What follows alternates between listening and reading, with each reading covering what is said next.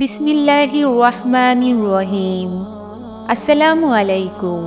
প্রিয় দিনদার মুসলিম ভাই ও বোনেরা, আশা করি আল্লাহর অশেষ মেহেরবানিতে সকলে ভালো আছেন। আমি শারমিন তরি। আজকের ভিডিওতে আপনাদের জানাতে চলেছি আল্লাহ তাআলার প্রিয় মেহবুব হজরত মুহাম্মদ মুস্তাফা সাল্লাল্লাহু আলাইহি ওয়াসাল্লামের জন্মের দিনের ঘটে যাওয়া অলৌকিক ঘটনাগুলো, যা আমাদের প্রত্যেক মুসলমানদের জানা অত্যন্ত জরুরি। শুরুতেই হাজার সালাম জানাই সেই রত্নগর্ভা জননী মা আমিনাকে, যিনি দোজাহানের বাদশাহ হযরত মুহাম্মদ সাল্লাল্লাহু আলাইহি ওয়াসাল্লামকে জন্ম দিয়েছেন, যে নবীর জন্য মহান আল্লাহ তাআলা সৃষ্টি করেছেন তামাম দুনিয়া। আবিসিনিয়ার বাদশাহ নাজাশিরের পক্ষ থেকে আব্রাহা নামক এক ব্যক্তি তখন ইয়েমেনের শাসক ছিল।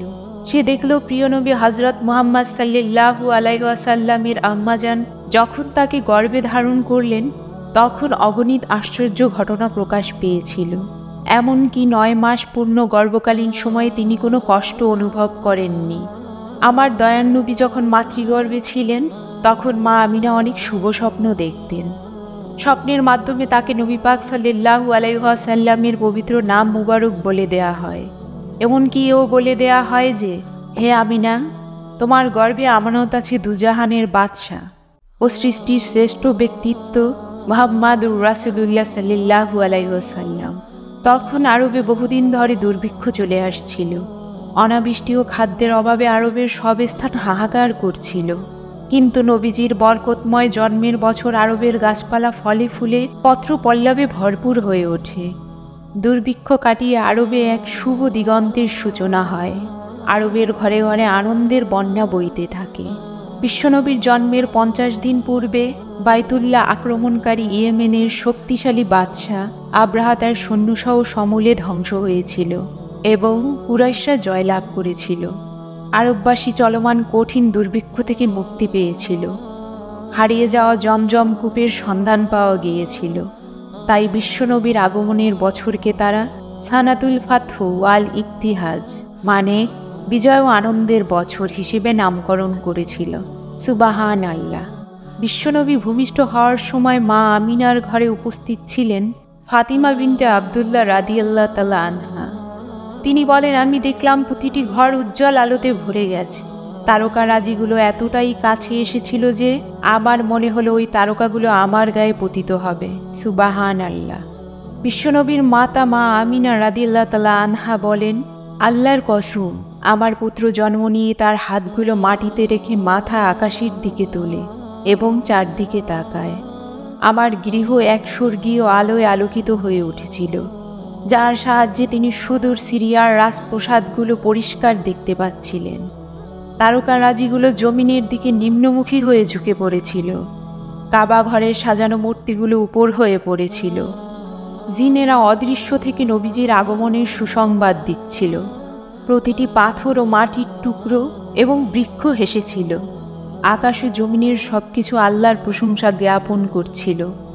মক্কা নগরীর ব্যবসায়ী উপলক্ষে অবস্থানরত এক ইহুদি ওই দিন কুরাইশদের এক মজলিসে এসে বলল, আজ কি তোমাদের মধ্যে কারো সন্তান জন্মগ্রহণ করেছে?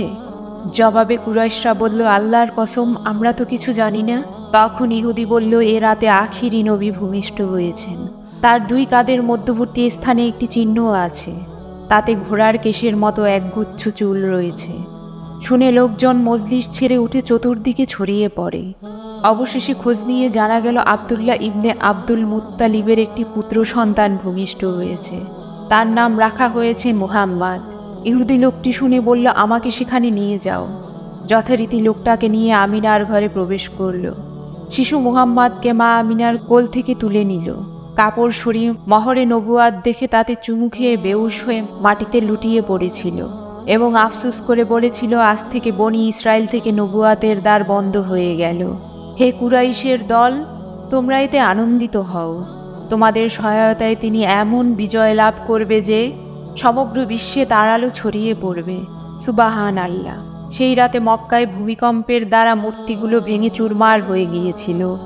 জিনদের আসমান থেকে সংবাদ গ্রহণ করা সম্পূর্ণ বন্ধ হয়ে যায়।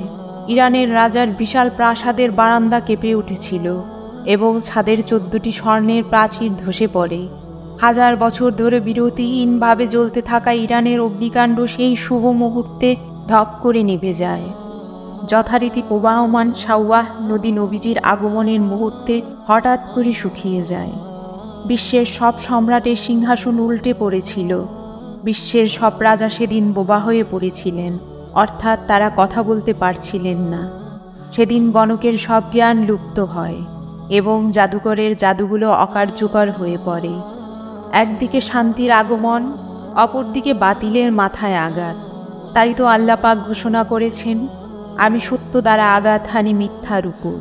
ফলে সত্য মিথ্যাকে চূর্ণ বিচূর্ণ করে দেয় এবং তৎক্ষণাৎ মিথ্যা নিশ্চিহ্ন হয়ে যায়। সেদিন শুরু হয় পৃথিবীর সুন্দর এক ভোর। সুবাহান আল্লাহ। প্রিয় ভাই বোনেরা, মানুষ মরণশীল। আমিও যখন তখন দুনিয়ার মায়া ছেড়ে চলে যেতে পারি। যারা সম্পূর্ণ ভিডিও দেখলেন তাদের কাছে আমি একটাই অনুরোধ করে যাই, নিজের সন্তানদের উত্তম শিক্ষায় শিক্ষিত করুন, যা আপনার দুনিয়া ও আখিরাতের জন্য উজ্জ্বল তারকা হয়। যুগের সাথে তাল মিলিয়ে মডার্ন আধুনিকতা নয়, নবী রাসূলের আদর্শে বড় করবেন। জন্মের পর বেহায়াপনা গান বাজনা নয়, তাকে শোনান নবীদের জীবনযাপনের গল্প। প্রত্যক্ষভাবে তার উপর এই প্রভাব না পড়লেও পরোক্ষভাবে ঠিক পড়বে ইনশাআল্লাহ। আপনারা সকলে আমার জন্য দোয়া করবেন, কারণ দোয়া ব্যতীত ভাগ্যের পরিবর্তন হয় না। আজ এখানেই বিদায় নিচ্ছি। বেঁচে থাকলে আবার দেখা হবে পৃথিবীর আদর্শময় ব্যক্তিদের কাহিনী নিয়ে। আসসালামু আলাইকুম। আল্লাহ হাফেজ।